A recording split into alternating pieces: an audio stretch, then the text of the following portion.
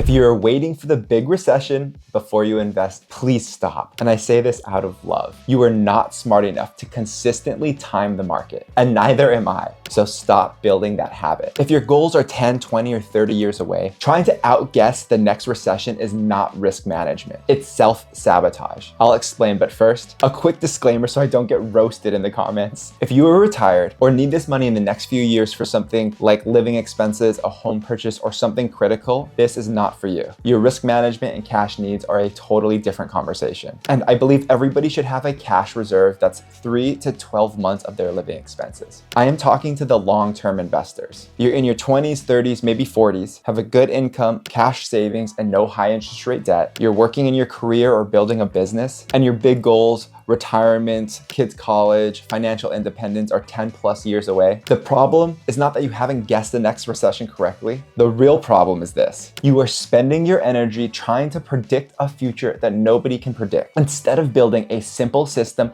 that can work in almost any future. Let's be blunt. Thinking that you are going to outsmart millions of other investors, plus supercomputers, plus all the information in the world because you spent a few hours watching a few videos on YouTube, that is not practical risk management. That is ego dressed up in a lab coat. The game you think you're playing is, let me get out before the recession and in before the recovery. The game you're actually playing is, let me build a habit of second guessing myself and only investing when it feels safe. And that habit is poison for long-term wealth. For long-term investing, the job is not guess when the next recession starts. The job is to own a sensible mix of assets for 20 or 30 years and survive everything that's in between. Every recession in history has felt terrifying in real time and obvious in hindsight. You don't get paid for your ability to predict the next bubble. You get paid for your ability to stay invested through a long series of uncomfortable periods of short-term loss. If you're 35 and planning on working or building your business for the next 20 years, here's the hard truth. What the market does in the next year, even if there's a recession, is almost irrelevant to your final outcome, compared to whether you consistently invest, what percentage of your income you invest, and the broad risk level of your portfolio. A 30-year plan lives and dies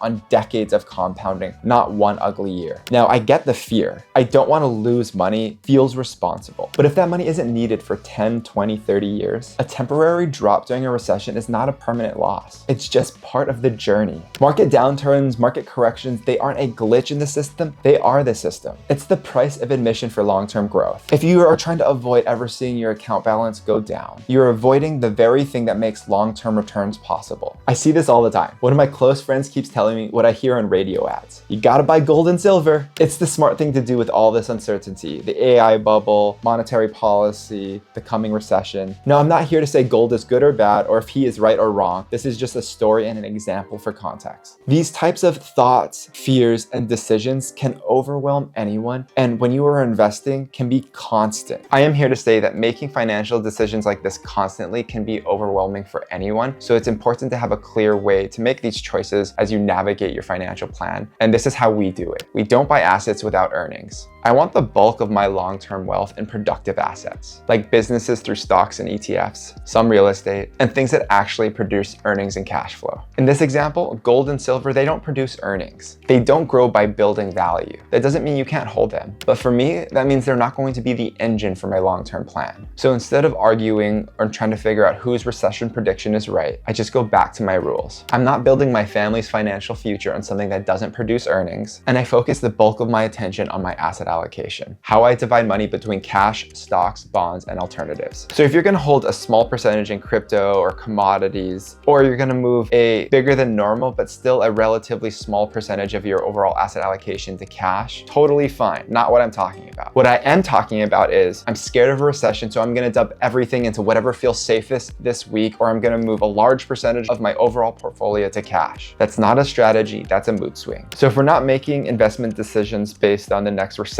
prediction, what are we actually basing them on? And this is where something called an investment policy statement comes in. It's a fancy name, simple idea. My company's investment policy statement will be linked in the description below for reference. It's just a short document where you write down your rules before you're emotional. For a long-term investor, that might include, so 1, your asset allocation, how you split your money up between stocks and bonds. I'm 80% stocks, 20% bonds, 30% stocks, 70% bonds, whatever your asset allocation. 2, your investment vehicles. Are you going to use index funds, ETFs, mutual funds, individual stocks. 3, your rebalancing rules. Are you going to rebalance or are you going to reallocate, and how often? 4, you could have a do not sell rule. You could have a do not sell when market headlines are scary. Do not sell when your friend predicts a recession. Do not sell when whatever your rule is. Maybe you have a rule that allows you to do things that are a little bit more speculative, like your cryptocurrencies, and you just cap it at X% of your portfolio. These are just examples, and there are tons more rules that you can come up for yourself that make sense for you and your situation. When you have this written down and the next recession headline hits or next big decision needs to be made, you can still feel the emotion because you're human, but then you need to ask, okay, what do my rules say? That's how you can protect yourself from yourself and can really conserve and save your mental energy. Without rules or guidelines to follow, every day is a new strategy. With rules, volatility becomes noise instead of some order to jump. Here's the unsexy part that nobody wants to hear, but it really is the thing that moves the needle. Long-term wealth is driven way more by your savings rate, your income, your tax efficiency, than your ability to predict the market and the exact time of the next recession. You can control how much you invest each month, whether your portfolio is broadly diversified, whether you're paying low fees,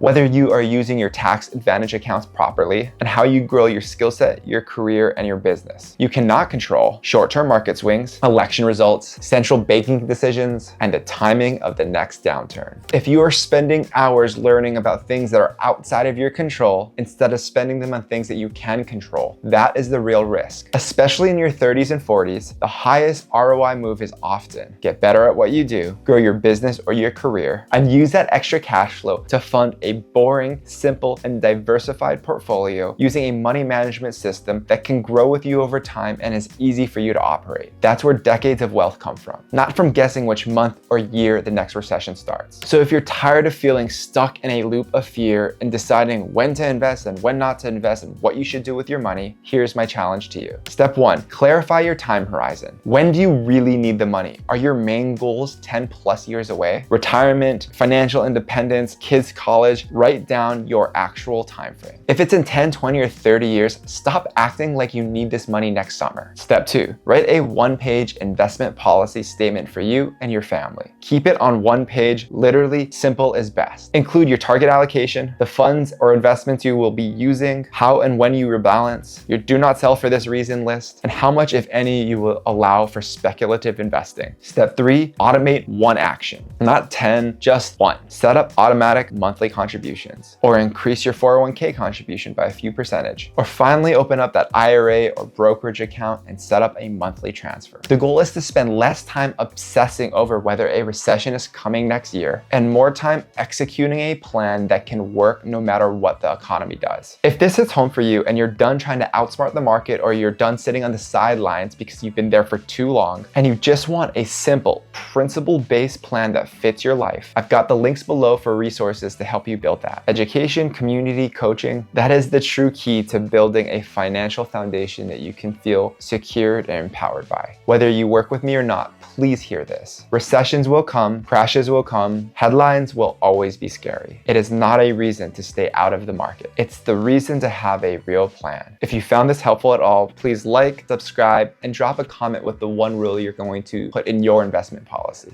See you in the next one.